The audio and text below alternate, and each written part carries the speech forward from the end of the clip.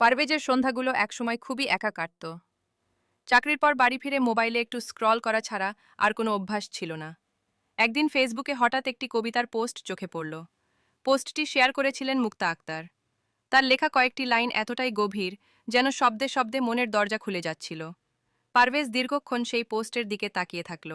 Like দিল, আবার like তুলে নিল। ভাবল, হয়তো অযথা গুরুত্ব দিচ্ছে। কিন্তু মন তাকে থামতে দিল না। শেষ পর্যন্ত পাঠিয়ে দিল ফ্রেন্ড রিকোয়েস্ট। ভাবছিল, হয়তো সে দেখবে না, হয়তো গ্রহণ করবে না। কিন্তু পরদিন সকালেই মেসেঞ্জারে notification, Mukta Akhtar accepted your friend request. হঠাৎ করেই পারভেজের সকালটা রঙিন হয়ে গেল। ধীরে ধীরে ইনবক্সে কথোপকথন শুরু হলো। প্রথম দিকে খুবই সাধারণ, কেমন আছেন, আজ দিনটা কেমন গেল। কিন্তু কিছুদিনের মধ্যেই কথাগুলো বদলে গেল।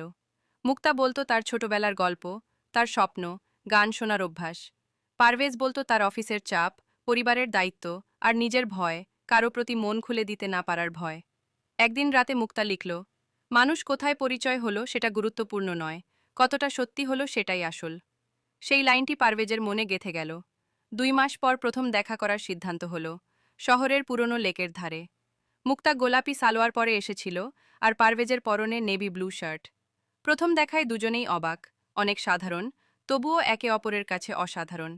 তারা লেকের পাড় ধরে হাঁটল, চুপচাপ। মাঝে মাঝে মুক্তা হেসে বলছিল, এভাবে চুপ থাকলে গল্প শুরু হবে কিভাবে। পারভেজ শুধু তাকিয়ে হাসত, কথা হারিয়ে যেত। এরপর দেখা বাড়ল, কথা বাড়ল, অনুভূতি গভীর হলো। কিন্তু সমস্যা এলো পরিবারে। মুক্তার পরিবার ফেসবুকের পরিচয়কে বিশ্বাস করতে চাইছিল না। পারভেজও ভয় পাচ্ছিল, যদি তাকে মুক্ত